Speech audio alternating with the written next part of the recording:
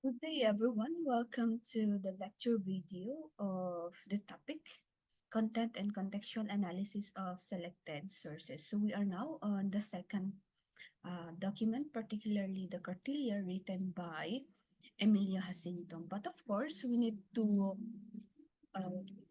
we need to check the background of the KKK, wherein it is the organization established during the Spanish occupation or Spanish era in our country. So, next. So, alam natin na ang KKK ay simbolo or isang acronym lamang na binubuo ng kataas-taasang kagalang-galangang katipunan ng mga anak ng bayan. In English, they know it as the highest and the most respectable society of the sons of the people or katipunan. So it was founded on July 7, 1892 at Calle Ascaraga, or today we call it now Claro M. Recto Street in Tondo, Manila, under the leadership of what we call the triumvirate. We have Andres Bonifacio, Ladislao Diwa, and Chidoro Nata. So sila yung unang nagtatag nito. And on the third bullet, it is a secret society or hidden government. Why? It is because during the Spanish period, ang lahat ng mga revolusyonaryo o yung mga nagtatangkang labanan ang gobyerno ng Kastila ay ang kapalit nito ay kanilang buhay. Therefore, for them not to be easily identified, kailangan nilang kumilos ng patago or pasikreto para labanan ang mapangabusong gobyerno ng Kastila. At yun nga yung ginawa ng organisasyong KKK. So we have the first leader, Judato Arellano. So, ang una niyang title ay First President. So, simula noong 1892 to 1895. Pero, noong 1895 to 1897, napalitan yung Pangulo na titulo at naging Supremo sa katauhan ni Andres Bonifacio. And of course, sa isang organisasyon, hindi mawawala yung sinasabi natin pinakamatalino. Bakit siya pinakamatalino? Sapagkat ang trabaho niya ay more on documents as well as in planning. And andito si Emilio Jacinto, kaya siya tinawag na Prince of Katipunan. Or other writers or other historians says that Emilyong Bata siya. Bakit Emilyong Bata? Sapagkat meron tayong dalawang Emilio sa kasaysayan natin. We have Emilio Aguinaldo and Emilio Jacinto. Okay. How about the women? Ano kaya ang naging papel ng mga kababaihan nung kapanahunan na tayo ay sinakop ng Kastila? Meron ba? So, sa organisasyong KKK, merong ginampanan ang mga kababaihan at sila ay pinangunahan ng asawa ni Andres Bonifacio na si Gregoria de Jesus na tinawag nilang lakambini ng Katipunan. At ano yung naging trabaho nila? So kasama dito ang pagtatago ng mga dokumento, ano pa? Ingat yaman, mga nurse o tigagamot sa mga sugatang katipunero. At sabi kanina, ang organisasyong KKK ay patago. Therefore, paano nakatulong ang mga kababaihan sa pagtatago ng kanilang transaksyon? So, ganito po yun. So, habang nagkakaroon ng meeting sa isang bahay ang mga katipunero, ang mga kababaihan ay pinagmumukhang ito ay isang party sa pamagitan ng pagdadaos ng kasiyahan, pagkanta, pagsayaw, para kung may sakaling dadaan na mga Guardia Civil, mapagkakamalan nila na kasiyahan or fiesta yung nagaganap. But in reality, meron palang plano or meeting na nangyayari sa loob ng bahay. As for the members noong 1896, so starting 1892, biglang lumobo yung kanilang miyembro, naging 20,000. This is according to SAIDE and SAIDE. Bakit po? So ito yung kanilang pamamaraan ng pagre-recruit ng mga members. Ito yung tinatawag nilang triangle system wherein kung makikita nyo dito sa picture, itong nasa taas, magre-recruit siya ng dalawang taong hindi magkakilala. Then after that, ganun din yung gagawin ng dalawang ito. Kukuha sila ng hindi magkakilala na tao.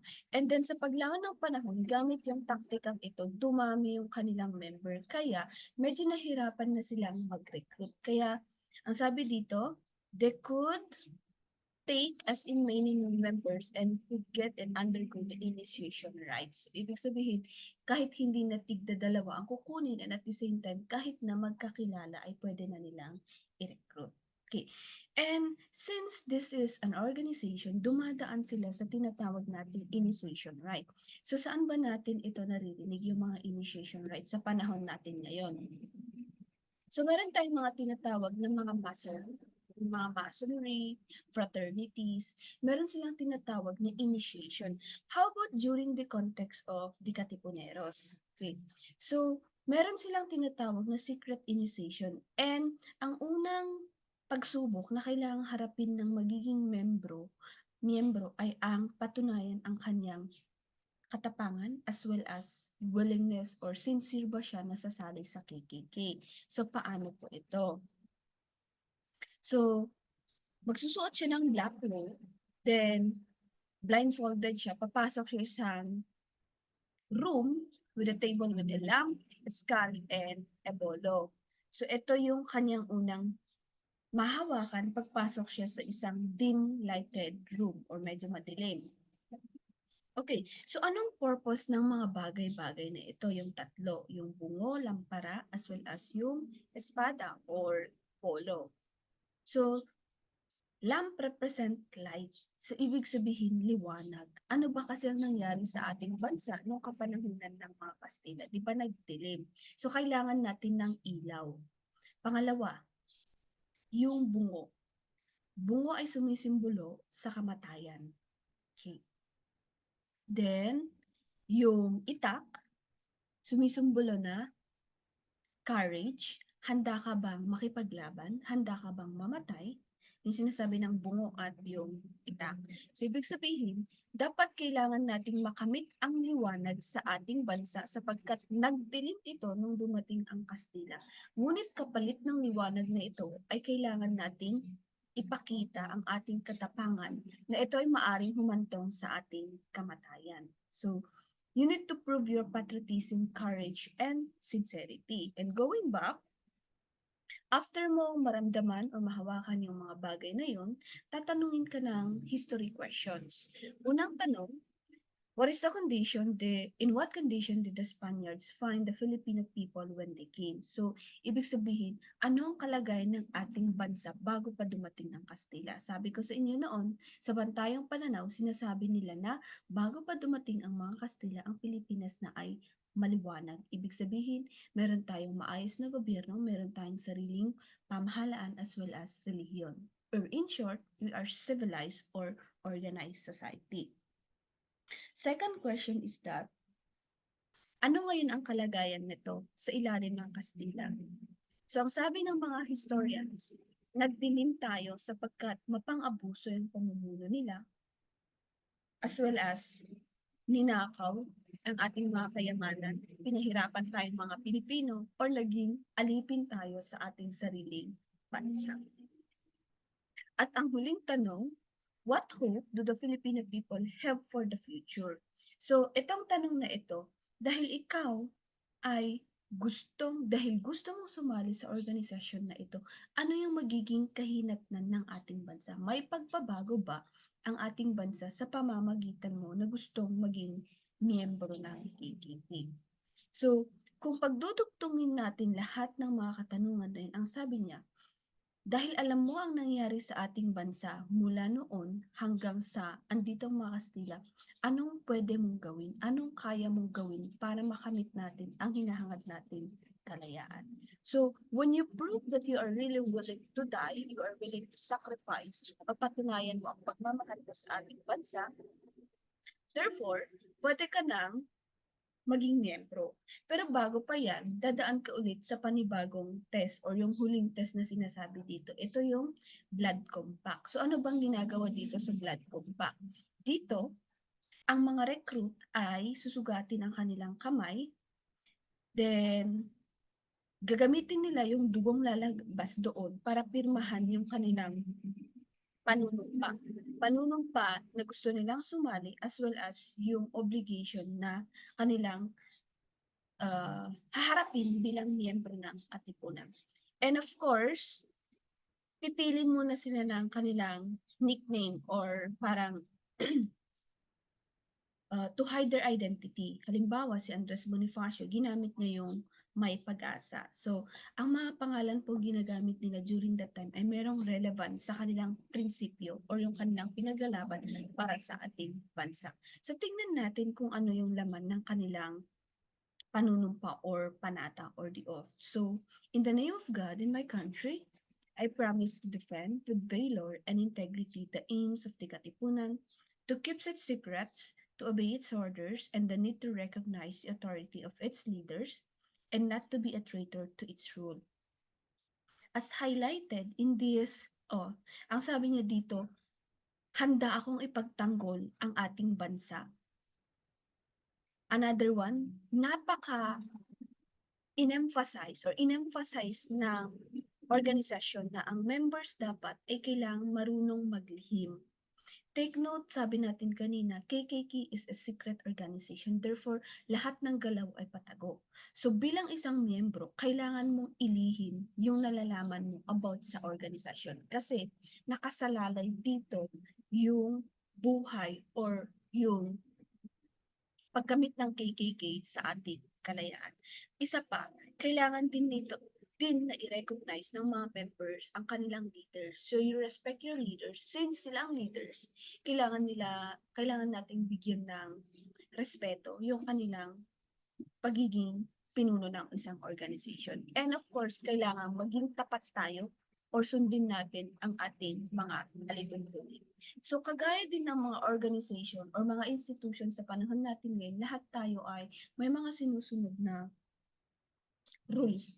At bilang isang tigasunod, kailangan mong i-obey sapagkat kung ayaw mo, pwede kang ma-expel or hindi ka magiging member ng isang organization. Okay. So, meron po tayong primary source dito. Ito yung picture na nakikita nyo ay, ito yung, anong tawag dito? Yung panunumpa or panatang pinirmahan ni Pedro de la Cruz. At kung titingnan natin, ang pinili niyang alias ay Mapagtanggol.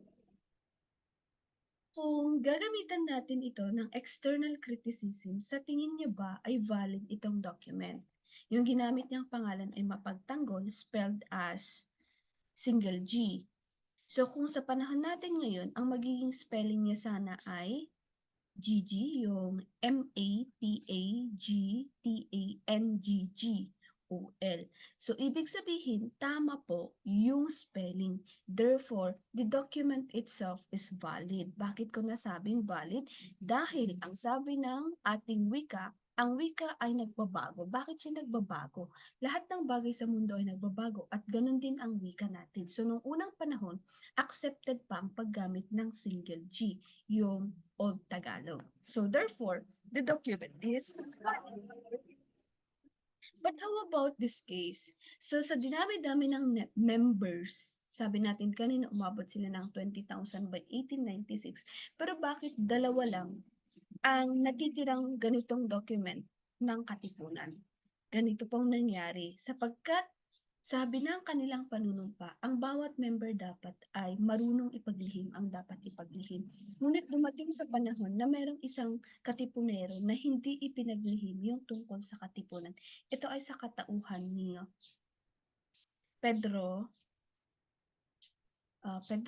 Teodoro Patino rather. Teodoro Patino. Bakit si Teodoro Patino? Ang nangyari kasi ay nalagay sa alanganin yung kanilang kapatid sa kumbento doon sa Makati. Kaya naman, sinabi niya ang sikreto ng katipunan sa kanyang isa pang kapatid na si Honoria na nagtratrabaho din sa kumbento. At itong si Honoria, kinonfess or sinabi niya kay Father sapagkat gusto nilang maisalba yung buhay ng kapatid nila na andun sa Makati. And with that, nung malaman ni Father Mariano Hill, yung padre pinagkumpisalan ni Honoria, dali-dali nilang sinugod ang office or yung kinalalagyan ng KKK doon sa Tondo at kanilang kinumpiska, sinunog ang mga dokumentong kanilang nakuha at the time. At yun din yung naging dahilan kung bakit ura-urada na nag-revolt or nag-alsa or lumaban ang mga Katipunera. Yun na yung sinasabi natin na sigaw sa Pugadlawin or sigaw sa Balintawak. Mabilisan sapagkat na-discover na itong KKK. So that explains kung bakit kokonti, dadalawa ang specified na natitirang dokumento na kagaya nitong pinirmahan ng mga Katipunero. Okay, so moving on, since formal na silang member sa society ng KKK, meron silang mga class or level. Hindi naman lahat, bagong salita ka lang, ay pareho ka na sa dating mga miyembro. So, ang pinakamababa ay yung tinatawag nilang katipon at ang kanilang kasuotan ay meron silang black hood, ito po, at merong initial na ZLLB, and in Latin, this represents katipunan or anak ng bayan rather, anak ng bayan. And their password is anak ng bayan. Sumunod sa kanila ay yung mga kawal or mga sundalo. So meron din silang hood, subalit kulay berde. At meron din silang medallion, ito siya, naka-engrave, merong baybayin. At kung titingnan natin dito sa translation niya sa baybayin, it is letter KA. In short, for the word katipunan. Okay, so what is their password? Gumbursa. And the highest so far is Bayani. So Bayani, meron din silang hood or mask rather. And it has KKK, ZLLB. So KKK, anak ng bayan. Okay. So bakit Bayani? So bilang Bayani, sila yung higher in rank and of course, higher ang kanilang responsibility. So that includes Andres Bonifacio being the Supremo or the founder. And what is their password? Rizal. And then meron din silang sablay, ito yung sash na sinasabi dito. At bakit po si Rizal ang naging password? Ano yung naging connection ni Jose Rizal dito sa Katipunan? So si Jose Rizal ay wala pong direct involvement dito sa KKK. Subalit siya kasi yung gumising sa damdamin ng mga Pilipino na labanan natin ang Kastila sa pamagitan ng mapayapang paraan. Ang sabi ni Rizal, gamitin natin ang ating talino at talento upang ang mga Kastila ay makaramdam or what you call this one, ma-realize nila na mali yung kanilang pamamahala sa ating bansa at baguhin nila ito. Ngunit ang Katipunero, iba ang kanilang ipinaglalaban. Ang sabi nila, dahil masyado nang matagal ang 333 years sa na kanilang pamumuno sa bansa, kailangan natin gamitan ng dahas. Kaya nga ito nabuo yung KKK. So what are the visions or the aims of KKK? Pananaw. So dalawa lang naman ito. Number one, to unite the Filipino nation that would revolt against the Spaniards. The term unity. Okay, take note. Bago pa na-establish ang KKK, marami na po tayong mga revolusyong nasaksihan sa kasaysayan. Meron tayong pinakamatagal na revolusyon ni Francisco Dagohoy na umabot ng 85 years. Meron tayong Silang Revolution, Lakad-Tula, at marami pang iba. Ngunit sa dinami-dami nilang nag-alsa ay wala ni isang naging matagumpay sa paglaban sa Kastila. Bakit? Anong problema sa ating mga Pilipino? It is because wala tayong unity. Hindi tayo nagkakaisa. So, madali lang tayong talunin ng Kastila sapagkat kokonti or paisa-isa yung labanan na nagaganap. Kaya ang sabi ni Andres Bonifacio at ng Katipunan, mas maganda siguro na kaya nating labanan ang mga Kastila kung tayo ay nagkakaisa. So ang aim niya, lahat ng Pilipino ay magkaisa upang labanan ang Kastila tungo sa pagkamit ng ating kalayahan. Pangalawa, total independence. Total meaning to say, we are totally free. Bakit? Ito yung hinighlight ng KKK. Take note, kagaya ni na Jose Rizal na Graciano Lopez Haina, Marcelo H. Del Pilar, ito yung mga nakapag-aral sa other countries. Or in short, sila yung tinatawag natin na propagandista. So ang aim ng mga propagandistang ito ay gawing probinsya ang Pilipinas. Gusto nilang maging malaya tayo, subalit ang kanilang iniisip ay maging province tayo ng Spain. When you are a province, ibig sabihin, magiging alila ka pa rin, connected ka with the mother country na Kastila. Subalit sa mga Katipunero, ang sabi nila, kailangan tuluyan tayong maging malaya, tayo mismo ang mamamahala sa ating bansa at wala dapat Kastila sa ating bansa. So, we have two vision. The first one, unite the Filipinos. The second one, to become totally independent or totally free from Spanish occupants or the rulers. Okay. So how about the Cartilla? So ano naman itong Cartilla? So tapos na tayo sa background ng Katipunan. Ngayon, meron silang document na guides kung paano ang pagpapatakbo ng kanilang samahan, particularly KKK. So ito yung tinatawag nilang mga aral ng Katipunan ng mga ANB or Anak ng Bayan or the lessons of the Organization of the Sons of Country. Or in short, we call it the Cartilla. And sino bang nagsulat?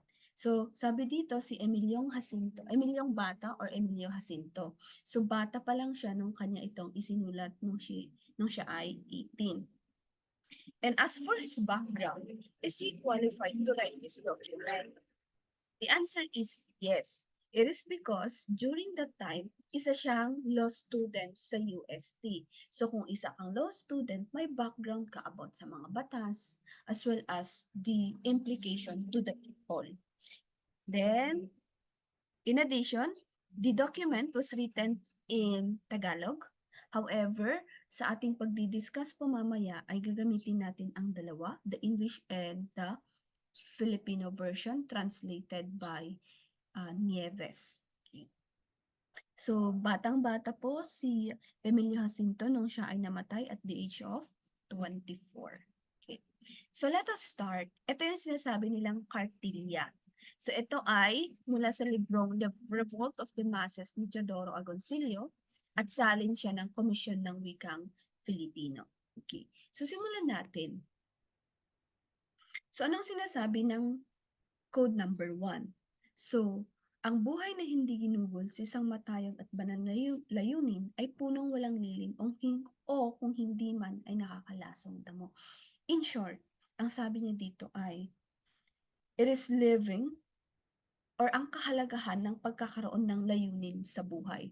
Ano ba ang purpose or layunin sa buhay? Ito kasi yung magiging guide kung ano ba talaga, saan ka ba patungo. For example, kayong mga estudyante, anong layunin ninyo? Bakit kayo nag-enroll?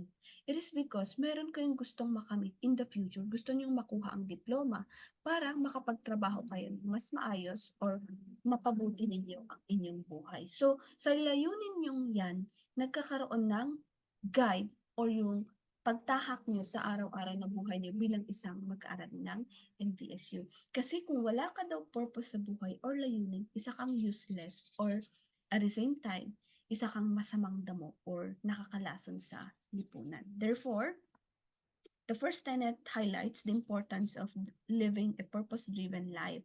So, a katipunero who does not have a purpose lives a useless life. Okay. How about number 2? Ang gawang magaling na may pagyayabang or may paghahangad na makasarili ay hindi tunay na kabaitan.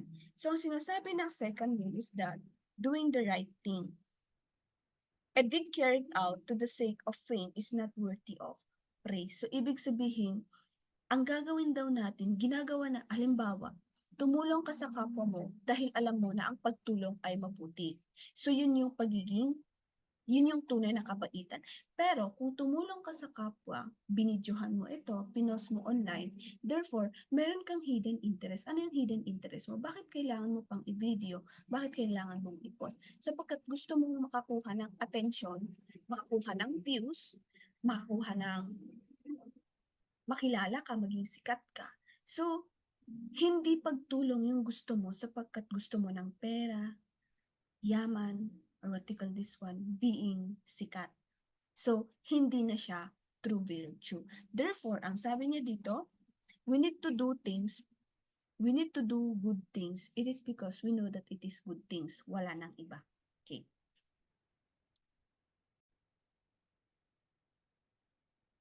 So, number 3, wait.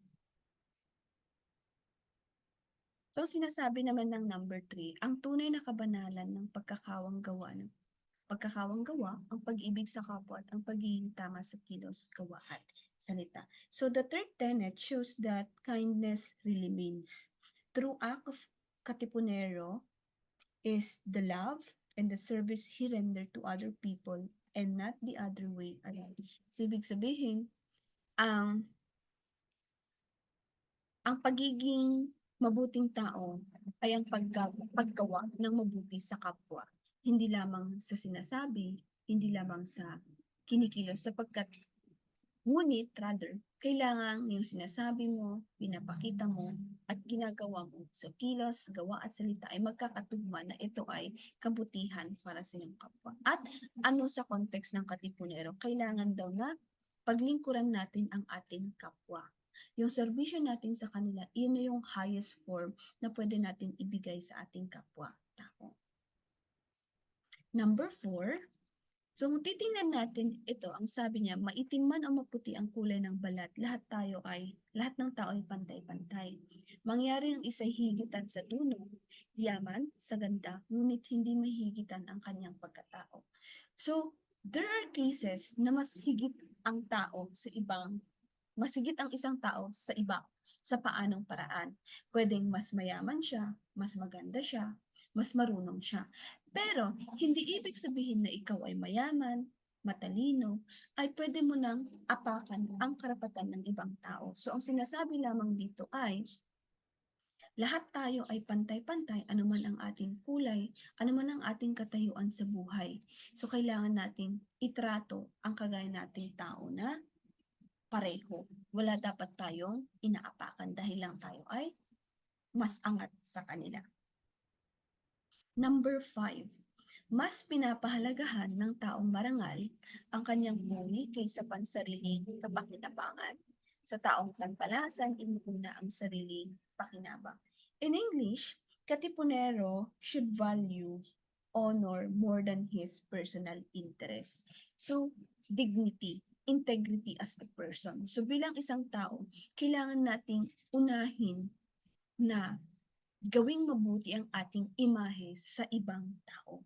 Kasi may mga tao na hindi nila binibigyang halaga ang kanilang dignity as a person because they have other interests. For example, nagnanakaw sila. Bakit sila nagnanakaw? Kasi gusto nilang yumaman. Pero ang paraan ng kanilang pagyaman ay mali.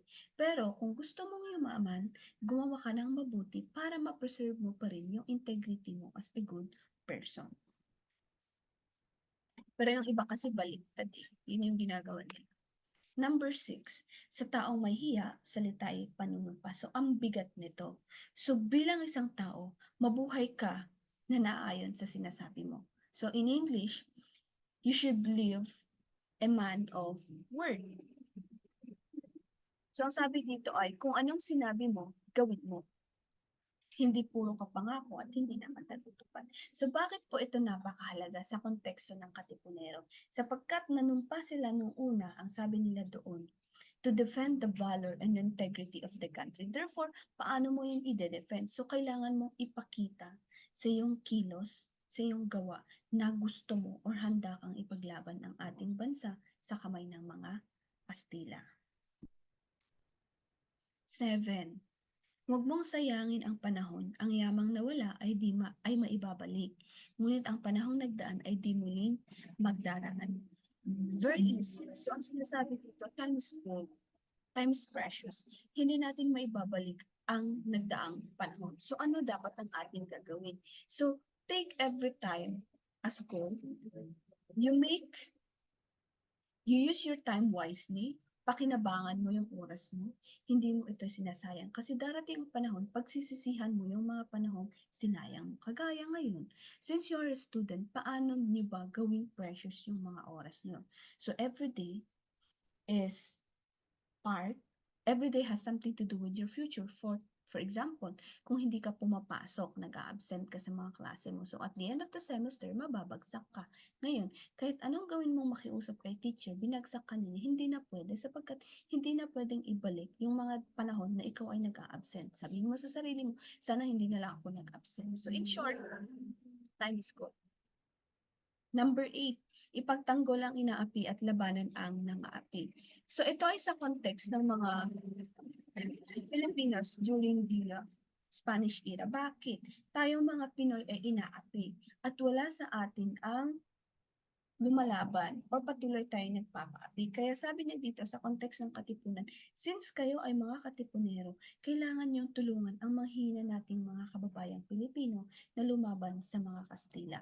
So in short, fight for what is right. However, in the English translation, ang sabi niya dito, fight the oppressor before the law or in the field. Ibig sabihin, lumaban tayo ng patas na ayon sa batas or hindi dahil tayo ay malakas ay ginagamitan na natin ng pang-abuso yung ating kalakasan. So, para lamang sa tama dapat. Number 9, ang taong matalino ay nag-iingat ng bawat sasabihin, matutong ipaglihim ang dapat ipaglihim. So, a prudent man is sparing of his word. Ibig sabihin, you need to be careful. Take note, lahat tayo ay may freedom na magsalita. Pero hindi ibig sabihin na malaya kang magsalita ay sabihin mo na lahat ng gusto mo.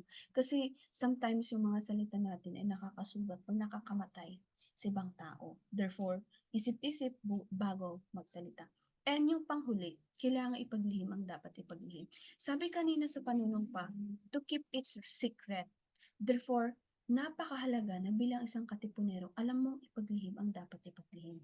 Hindi dahil ganito ganyan, naiipit ka na, nalalagay ka na sa kalanganin, ay ibubunyag mo ang sikreto ng isang kaibigan na nagtiwala sa iyo. Take note, ang tiwala ang pinagkaloob ay mahirap ng buuin kapag ito ay nasira.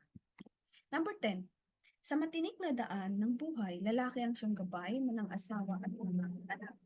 Kung ang umaakay ay tungo sa masama, sa kasamaan din hahantong ang inaakay. So bakit niya hinhighlight na kalalakihan? So ano daw ang tungkulin ng kalalakihan sa ating lipunan? Una sa pamilya, magiging guide. So paano? Ano ang kanilang gagawin bilang guide? So ang sabi dito, dapat sa tamang landas. What will happen to the family if the guide brings them to thorny path or sa malubak na daan? So, sasama din yung kanyang mga pamilya. Ganun po yung sinasabi dito. Since ikaw ay isang katipunero, dapat i-guide mo ang pamilya mo at yung other members sa tamang landas. A good example of this is yung bulag. Hindi pwedeng ang bulag ay mag-guide sa kanyang, mag-guide ng pipi, pilay, uh, and other bulag sapagkat hindi niya nakikita ang tamang daan. Therefore, kung ang pag-guide niya ay sa may kanal, di lahat sila ay mahuhulog sa kanal. So, the lesson here is, being the guide, you must guide them to the right path. Number 11, huwag mong tingnan ang babae na libangan lamang, kundi isang katuwang at karamay sa mga kahirapan nitong buhay. Gamitin mo ng buong pagpipitagan ang kanyang pisikal na kahinaan at alalahanin ang inang pinagbulan na nag-aaruga sa iyong kasangkulan. Bakit ganito ang pagkakasulat ni Emilio Jacinto? Ano ba ang tingin ng mga kalalakihan sa mga kababaihan nung panahon na yon? We call it or we see it as very discriminatory. Ang baba ng tingin nila. So in short, ginagawa lang kasi nilang object or the term is parausan lang or mga laruan ang mga kababaihan at that time. Pero ang sabi ni Emilio Jacinto, huwag ganon sapagkat hindi porket babae sila ay mahina. Meron silang contribution sa ating society. And the mere reason that Emilio Jacinto mentioned that we should treat them equally is that lahat tayo ay nagmula sa isang nanay. We all came into this world because of our mother. Kung walang nanay, wala tayo dito sa mundo ibabaw. So, we need to remember the sacrifices that the mother did to us when we were young, or when we were unborn. So, yun po yung message ng 11. Number 12. Ang hindi mo ibig gawin sa iyong kapwa, anak at kapatid, ay huwag mong gawin sa asawa, anak at kapatid ng iyong kapwa. So, meron itong kapareho. If you know Confucius, the Chinese philosopher, ang sabi niya, do not do to others what you do not do others do unto you. Pero sa ating Bible, meron din po siyang sinasabi, but in a positive way. Ang sabi niya, do to others what you want others do unto you. And it is particularly written in the book of Matthew 7:12 and Luke 6:31. So napakaganda po ng message nito. So in Hinduism or sa mga Indian, they believe in karma. Karma meaning to say, kung anong ginawa mo sa kapwa, sa iyong kapwa, ganun din ang babalik sa iyo. But the message here is to always do what is right for other people. 13. Hindi makikita sa pagiging hari. Ang pagiging hari ang halaga ng tao, hindi rin sa tangos ng ilong at puti ng mukha. Ni sa pagiging pari na kinatawan ng Diyos, hindi pa sa taas ng katayuan sa lipunan. Totoong tao at mataas na uri siyang laking gubat at walang nababatid kundi sariling wika. Yaong may magandang asal, may isang salita, may dangal at puri. Yaong hindi nag-aapi at hindi nagpapaapi at hindi nag-aapi. Yaong marunong magmahal at magmalasakit sa bayang kanyang silangan. So sa hinaba-haba ng article na ito or ng code na ito, ang sinasabi lang dito ay ang pagkakaroon ng tamang asal. So it says here that having the right conduct. So hindi dahil ikaw ay mayaman, dahil ikaw ay maputi, yun na yung magsasabi kung ano yung katayuan mo sa buhay. But rather, makikilala tayo dahil sa asal na meron tayo. So, during the context of the Spanish period, ang sinasabi ni Emilio Jacinto dito ay dapat daw ay mahalin natin ang ating bansa.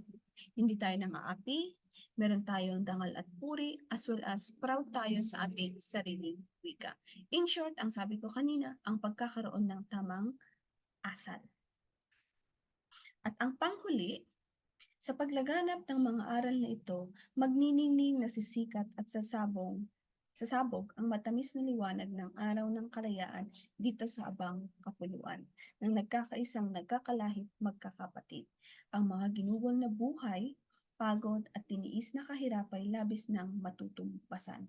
So sa first sentence, ang sinasabi dito ay, kung daw ginawa natin ang sinasabi ng Code 1 to 13, there is a tendency na makakamit natin ang kalayaan na hinahangad ng ating bansa. At makikita natin hindi sayang ang dugo't pawis, ang mga buhay na isinakripisyo ng ating mga bayani. At panghuli, kapag napag-aralan na ang lahat ng ito at naniwala siyang kaya nang gawin, ang mga magiging alituntunin o magiging tungkulin, maaari nang punan ang formularyo ng pagsapi. Yung last statement, ang sabi niya dito, there's a challenge. Kung ikaw na gustong sumapi sa katipunan ay handang sundin, handang gawin ang sinasabi ng Code 1 to 13, ibig sabihin, pwede mo nang pirmahan o pwede ka nang maging member ng KKK. So, isa siyang hamon as well as nakikita ng author kung ano yung magiging kahinatnan natin kung ang lahat ng member ay susunod sa Code 1 to 13. So, yun po yung nilalaman ng ating kartilya. So, meron tayong Code 1 to 14. At kung titingnan natin, ang lahat ng mga binabanggit ay applicable pa rin sa panahon natin ngayon. But let's try to dissect or analyze the content of the kartilya. So, ang kartilya, ano ba yung naging trabaho niya sa buhay ng mga katipunero? So, isa siyang guide para mabuhay ang mga katipunero sa tamang landas as well as makapag-contribute sa pagkamit ng ating kalayaan noong kapanahunan ng mga Kastila. Isa pa, hinighlight niya dito ang kahalagahan ng pagkakaroon ng tamang asal, hindi lamang sa ating kapwa, bagkus sa buong bansa. Another one, the document was written for fraternity to overthrow colonial regime. Sabi ko kanina, merong kagaya ang KKK as well as itong kartilya.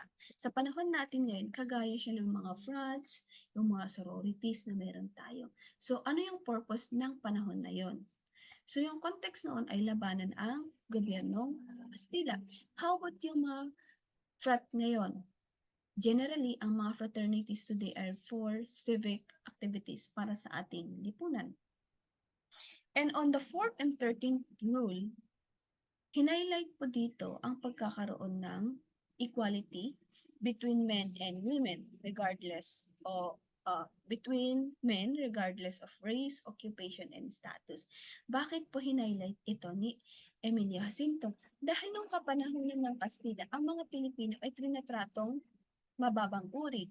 Dahil tayo ay kayumanggi, tinatawag tayong Indio, mangmang, or walang alam. Bakit?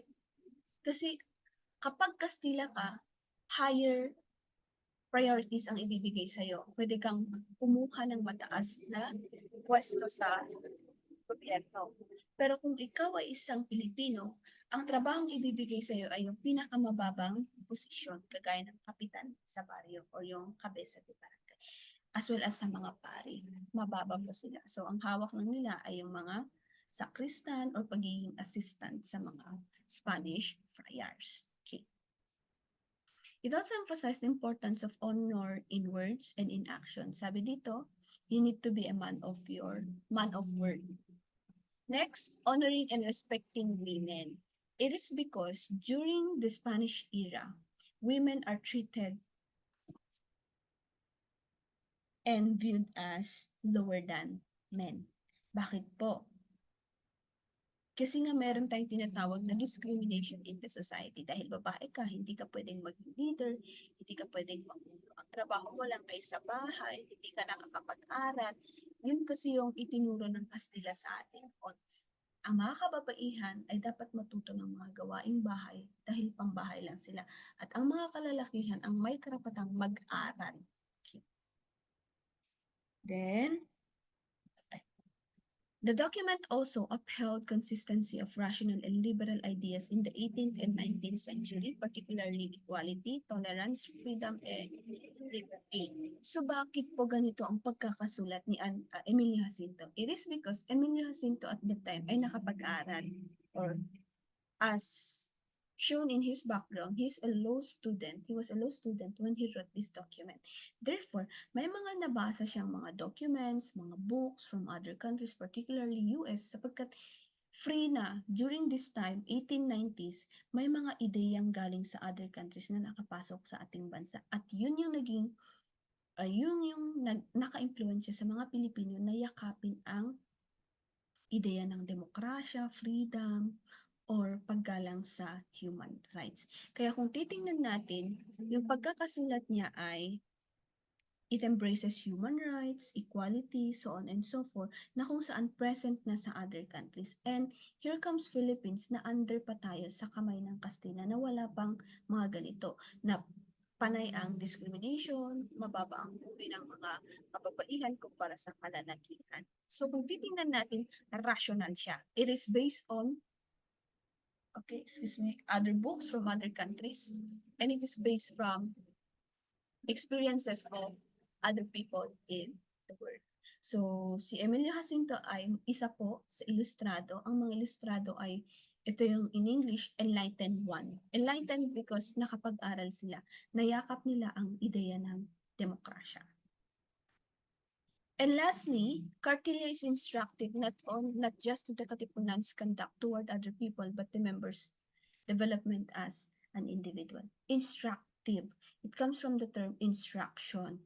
So when we say instruction, kailangan nating sundin. So ang Cartilla, dapat sundin ito ng mga miyembro ng KKK. Para lang ba sa pagiging miyembro? Hindi po. So sabi kanina, to live a fullest life. So ibig sabihin, paano ka gumalaw bilang isang Katipunero? Paano ka gumalaw bilang isang miyembro ng ating bansa? So in short, when you obey, when you follow the instruction or the codes mentioned by the Cartilla, ibig sabihin, isa kang kapaki-pakinabang sa ating lipunan, particularly sa pagkamit ng ating kalayaan noong kapanahunan ng Kastila.